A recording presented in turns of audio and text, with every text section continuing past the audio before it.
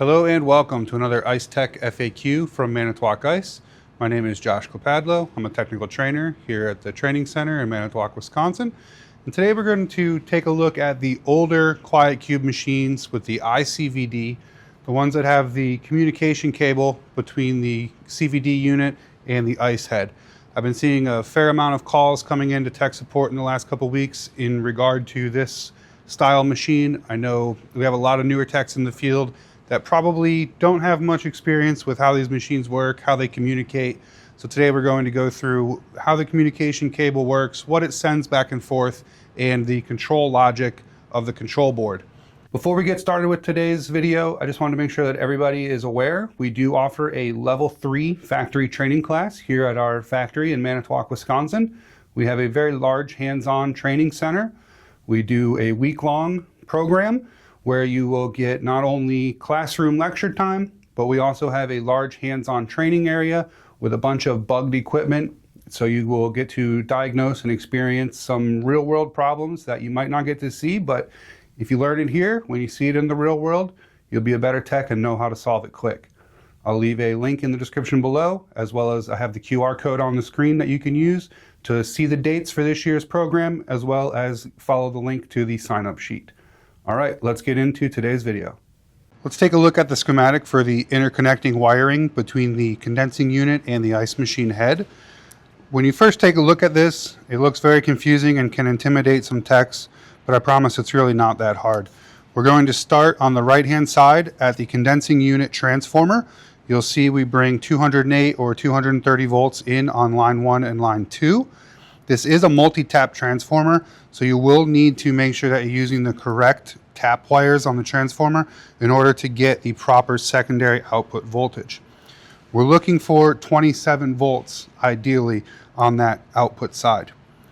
So we'll go to the output side of the transformer, and you'll see at the top we have the 27 volts. From there, you see it has the option, it goes down 2 different wires. We'll start with the one on the top, which is the V wire.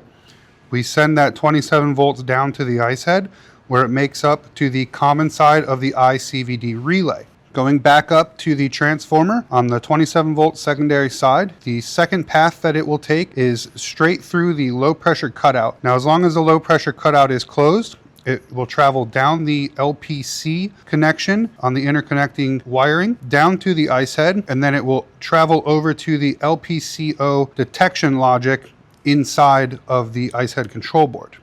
Now let's take a look at the output side of the iCVD relay.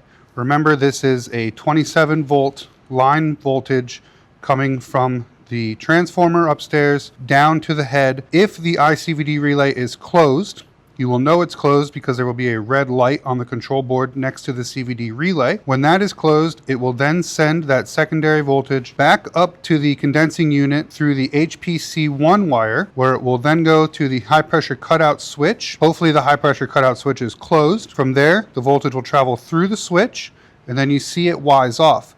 The first Y that it's going to take is over to the contactor coil to close the contactor and send voltage to the compressor. The second path that it's going to take through the closed high pressure cutout is back to the ice head through the HPC2 wire on the interconnecting wire. From there, it travels over and runs to the HPCO detection logic on the control board. And then the last wire that we need to cover is the C wire. This is the common connection on the secondary side of the step-down transformer. You can see from the transformer, it goes right down and makes up the other half of the contactor coil. It also travels from the condensing unit through the C-wire connection on the interconnecting communication cable and goes down to the ice head. From there, it splits off and makes up the 2 sides of the low pressure switch and high pressure switch detection logic. Like I said, the schematic looks confusing if it's the first or a couple times that you've seen it. But once you follow it through and understand what's going on, it's actually a very basic control circuit. So now let's take a look at the machine and run through a couple cases of what you might see and how to properly diagnose what's going on. Let's take a minute and discuss the control logic of the high pressure switch and low pressure switch when it comes to this interconnected control board. We're going to start with the high pressure cutout. If the control board sees the high pressure cutout go open during any mode of operation, it is going to de-energize the CVD relay and set a high pressure cutout countdown timer for 1 hour, 60 minutes. After those 60 minutes are up, the machine will reclose the CVD relay, turn on the little light, and start to try again, hopefully this time not going off on a high pressure event. Now let's talk about the low pressure switch and how the board interprets that. It's a little bit different than the high pressure, what it does.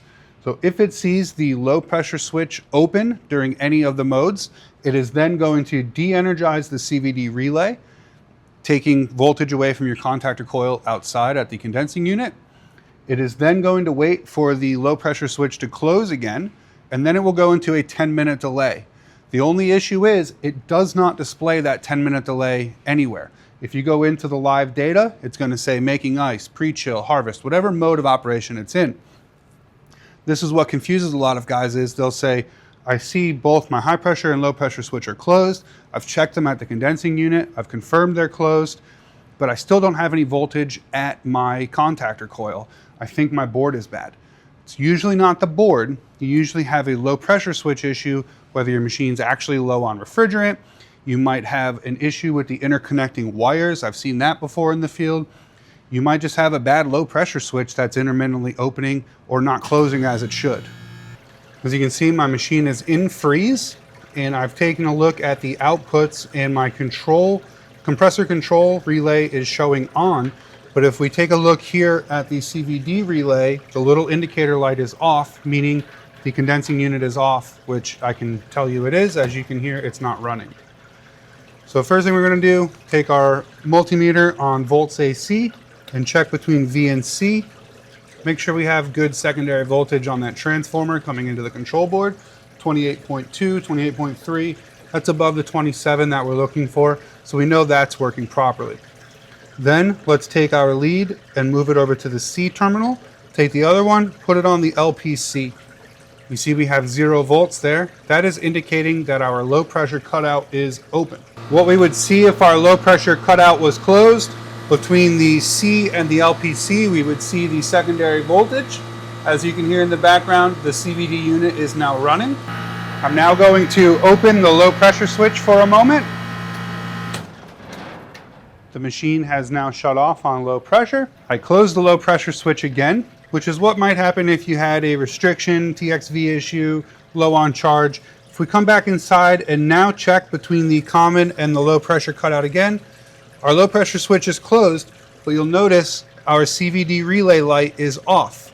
This is where it gets confusing for some guys. They say, all of my inputs are proper, but my machine is not running. It only takes a split second for that control board to lose power on that LPC terminal, and you're going to go into a 10-minute delay. So if you called in for tech support on this issue, what we would likely suggest that you do is first monitor your gauge pressure outside at the suction header of the compressor. Make sure that you're not pulling down actually below the low pressure cutout setting. If you are, then obviously you need to find either your restriction or your leak on the machine. But if you find your pressure is never actually going below the cutout of that low pressure switch, what we would have you do is put a little jumper between your V terminal and your LPC terminal. This would act as if the low pressure switch always stayed closed and allow you to run a couple batches of ice, make sure that everything else is working properly. Do not leave the low pressure cutout jumped on these machines. This is just a diagnostic tool in order to make sure that everything is working properly. We use the low pressure cutout switch to pump these machines down. If you leave a jumper in there, you potentially will burn up your compressor. Thanks for tuning in to another IceTech FAQ from Manitowoc Ice. Leave a comment below for what you'd like to see on the next IceTech FAQ. As always, we appreciate you watching. Remember to like, subscribe, comment, and share. We'll see you on the next one.